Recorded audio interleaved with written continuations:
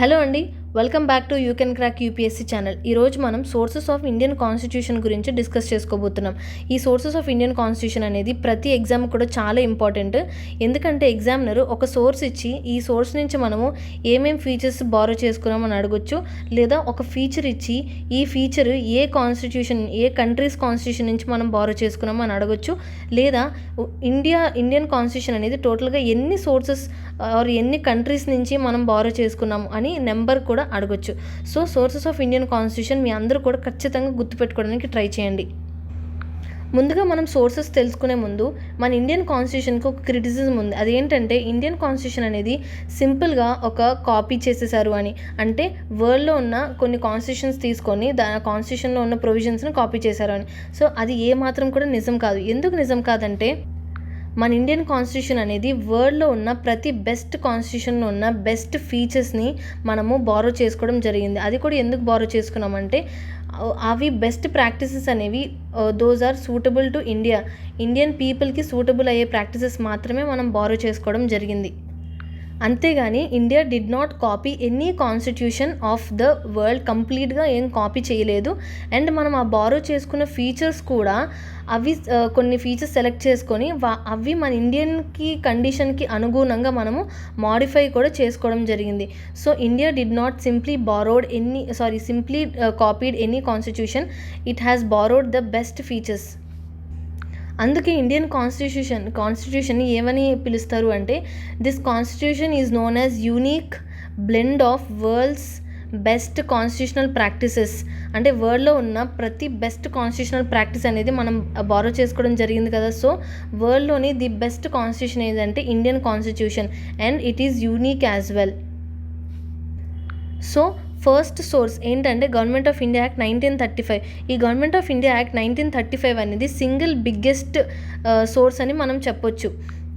ఎందుకంటే ఈ సోర్స్ నుంచి మనము చాలా ఫీచర్స్ అనేవి బారో చేసుకున్నాం. For example federal scheme, office of governor, judiciary, public service commission, emergency provisions, administrative details. Government of India act నుంచి మనము federal scheme, office of governor, judiciary, public service commissions, emergency provisions, administrative details. మనకి sources మెల్లిమెల్లిగా చదువుతూ ఉంటే చాలా confusions అనేది raise అవుతాయి. ఏంటంటే ఫర్ ఎగ్జాంపుల్ ఎమర్జెన్సీ ప్రొవిజన్స్ ఉంది. ఇదే ఎమర్జెన్సీ ప్రొవిజన్స్ జర్మనీ నుంచి కూడా తీసుకున్నాం, కాకపోతే related to suspension of fundamental rights. అది అంటే ఎమర్జెన్సీ టైంలో ఫండమెంటల్ రైట్స్ని సస్పెన్షన్ చేసే ప్రొవిజన్ మనము జర్మనీ నుంచి తీసుకున్నాం. సో ఇలాంటివి ఎట్టి పరిస్థితుల్లో కూడా మీరు కన్ఫ్యూజ్ అవ్వద్దు. Second source that is British constitution. Obviously under British rule and మనకి ఆఫ్టర్ ఇండిపెండెన్స్ వచ్చిన తర్వాత బ్రిటిష్ పార్లమెంటరీ సిస్టమ్ అనేది మనకి కొంచెం మన పైన ఇన్ఫ్లుయెన్స్ అనేది ఉంది. సో బ్రిటిష్ పార్లమెంటరీ సిస్టమ్ని మనం ఈ బ్రిటిష్ కాన్స్టిట్యూషన్ నుంచి అడాప్ట్ చేసుకున్నాం. That is parliamentary government, rule of law, legislative procedure, single citizenship, cabinet system, prerogative writs, parliamentary privileges, bicameralism. Okay, so British constitution మన పైన బ్రిటన్స్ యొక్క పొలిటికల్ సిస్టమ్ అనేది క్లియర్గా మన పైన ఇన్ఫ్లుయెన్స్ ఉందని ఈ ఫీచర్స్ అనేవి చెప్తున్నాయి. ఓకే, ఒకసారి రివిజన్ చేయండి. Parliamentary government, rule of law, legislative procedure, single citizenship, cabinet, prerogative writs, parliamentary privileges and bicameralism. Next important source ఏంటంటే యుఎస్ కాన్స్టిట్యూషన్, అంటే అమెరికన్ కాన్స్టిట్యూషన్. ఈ అమెరికన్ కాన్స్టిట్యూషన్ నుంచి మనము fundamental rights, most important thing, fundamental rights borrowed from British constitution అని ఇస్తే అది wrong. Fundamental rights అనేవి American constitution నుంచి మనం బారో చేసుకున్నాము. Fundamental rights as well as independence of judiciary, judicial review, most important thing judicial review. So ఈ మూడు అయితే అస్సలు మర్చిపోవద్దు. Fundamental rights, independence of judiciary, judicial review, as well as impeachment of president, not election. Impeachment of president,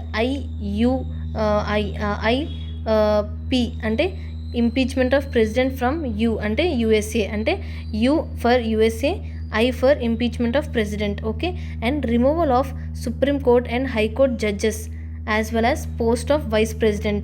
ఇక్కడ చూడండి, impeachment of president and post of vice president, judicial review, independence of judiciary as well as fundamental rights. ఇవన్నీ చాలా important from American constitution. మనం ఇవన్నీ కూడా borrow చేసుకోవడం జరిగింది. ఇందాక మనం చెప్పుకున్నాం కదా, ఇండియా అనేది సింపుల్గా ఫీచర్స్ అనేవి కాపీ చేయలేదు, బట్ మన ఇండియన్కి సూటబుల్గా ఫీచర్ అనేది బెస్ట్ ఫీచర్ అనేది అడాప్ట్ చేసుకొని దాన్ని మన ఇండియన్ నీడ్స్ తగ్గట్టుగా మాడిఫైడ్ అంటే మార్చుకోవడం జరిగింది అని చెప్పాను కదా. దానికి ఉదాహరణే పోస్ట్ ఆఫ్ వైస్ ప్రెసిడెంట్.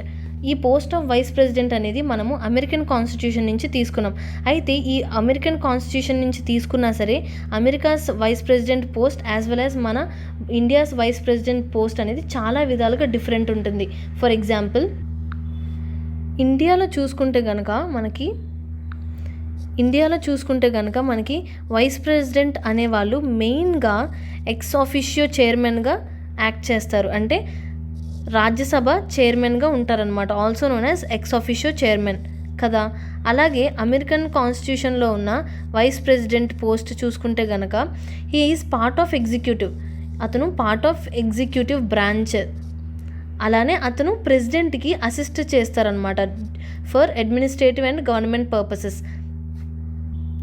ఇటు మన ఇండియన్ సైడ్ చూసుకుంటే కనుక వైస్ ప్రెసిడెంట్ అనేవాళ్ళు not a member of council of ministers. చైర్మన్గా ఉంటారు కానీ not a member of council of మినిస్టర్స్కి, అంటే ఇతను మెంబర్ కాదు, కౌన్సిల్ ఆఫ్ మినిస్టర్గా ఇతను ఉండరు, ఒక మెంబర్ కాదు, కానీ he acts as ex officio chairman of Rajya Sabha.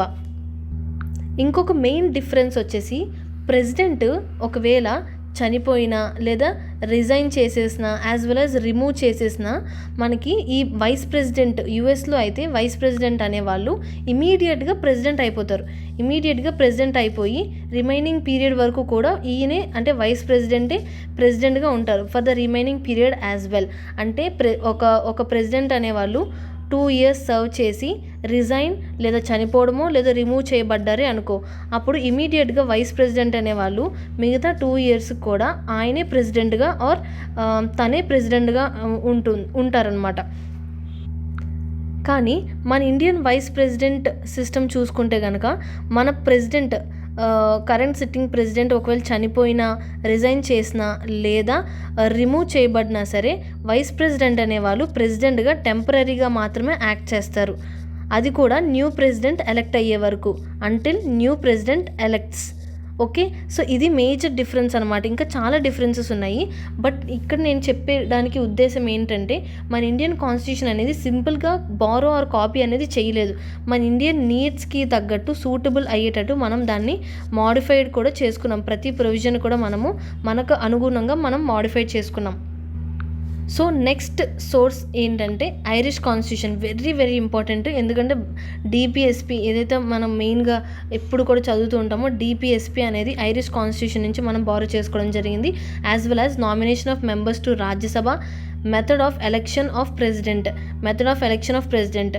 ఇక్కడ మీకు ఒక క్వశ్చన్, ఇక్కడ వరకు మీరు వీడియో చూస్తున్నట్టయితే మనకి method of election of president Irish constitution నుంచి, మరి ఇంపీచ్మెంట్ ఆఫ్ ప్రెసిడెంట్ ఏ సోర్స్ నుంచి మనం బారో చేసుకున్నాం కమెంట్స్లో నాకు చెప్పండి.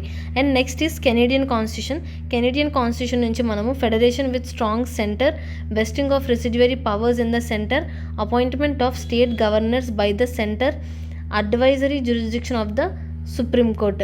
Okay, federation with strong centre, vesting power residuary powers and appointment of state governors, centre ద్వారానే అపాయింట్మెంట్ స్టేట్ గవర్నర్స్కి చేయాలి, and advisory jurisdiction of the supreme court.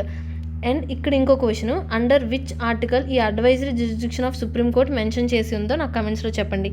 Next source is Australian constitution. ఈ Australian constitution నుంచి మనం concurrent list తీసుకున్నాం. మనకు 3 list ఉంటాయి కదా, state, union as well as concurrent. So అది కన్కరెంట్ లిస్ట్ అనేది ఈ ఆస్ట్రేలియన్ కాన్స్టిట్యూషన్ నుంచి తీసుకున్నాం. As well as freedom of trade, commerce and intercourse, joint sitting of 2 houses of parliament. ఎప్పుడు కూడా న్యూస్లో ఉంటుంది పార్లమెంట్ సెషన్స్ అయ్యే ముందు ఇప్పుడు జాయింట్ సిట్టింగ్ చేస్తారేమో లేదా చేస్తారా చెయ్యరా.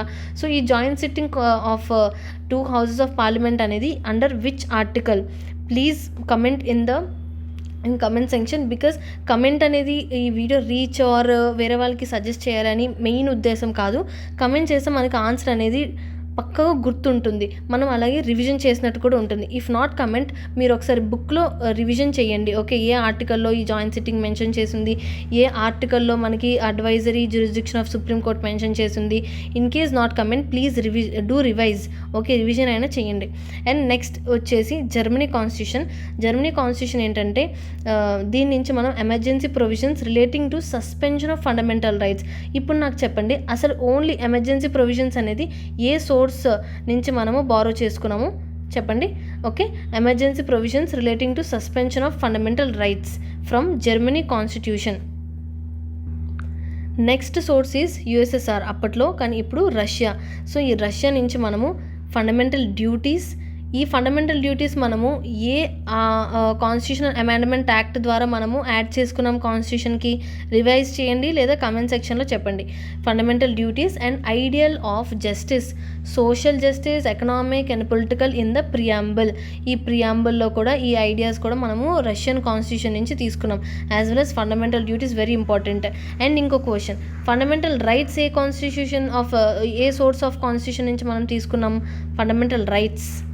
French constitution. ఈ ఫ్రెంచ్ కాన్స్టిట్యూషన్ నుంచి మనము republic and the ideals of liberty, equality and fraternity in the preamble. ఇక్కడ రెండు అంటే ప్రియాంబుల్కి కావాల్సిన ఐడియల్ ఆఫ్ జస్టిస్ అండ్ ప్రియాంబుల్కి కావాల్సిన ideal of liberty, equality and fraternity మనము ఫ్రెంచ్ అండ్ రష్యన్ కాన్స్టిట్యూషన్ నుంచి మనం తీసుకున్నాం.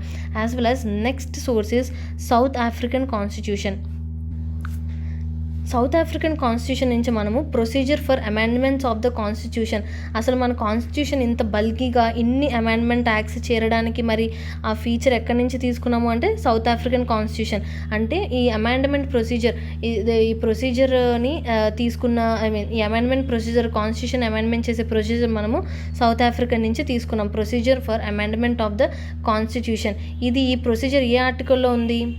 ఆర్టికల్ 368 లేదా 369? ఈ రెండిట్లో ఏది తెలుసుంటే కమెంట్ చేయండి. So procedure for amendment of the constitution, election of members of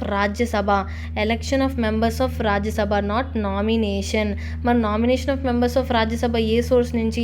ఇలానే మనం రివిజన్ చేసుకోవాలి. ఎంత కన్ఫ్యూజింగ్ ఉన్నాయి. ఒక సోర్స్ నుంచి ఇంపీచ్మెంట్ ఆఫ్ ప్రెసిడెంట్ తీసుకున్నాము, ఇంకొక సోర్స్ నుంచి ఎలక్షన్ ఆఫ్ ప్రెసిడెంట్ తీసుకున్నాము, ఒక సోర్స్ నుంచి వైస్ ప్రెసిడెంట్ తీసుకున్నాము, ఇంకొక సోర్స్ నుంచి ప్రెసిడెంట్ తీసుకున్నాము. సో ఇలా కన్ఫ్యూజింగ్గా ఉంటాయి. కాబట్టి కీప్ ఆన్ రివిజన్ ఇది చేస్తే మాత్రమే మనకి గుర్తుంటాయి. ఓకే, నెక్స్ట్ లాస్ట్ సోర్స్ వచ్చేసి Japanese constitution, very important.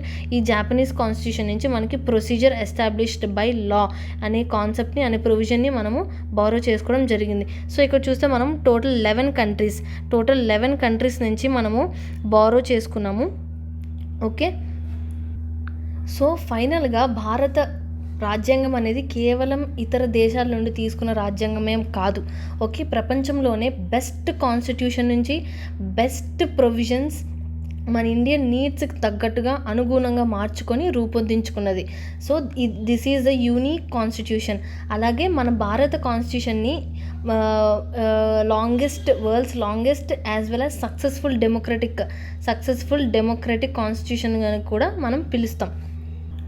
So examiner చేస్తున్న ఆర్ క్రియేట్ చేస్తున్న ట్రాప్స్లో మనం పడొద్దు అంటే each and every aspect of this source of Indian constitution అనేది ఖచ్చితంగా గుర్తుపెట్టుకోవాలి. I hope you have understood the video and the purpose of this video as well. So thank you for watching. Remember, you can crack UPSC.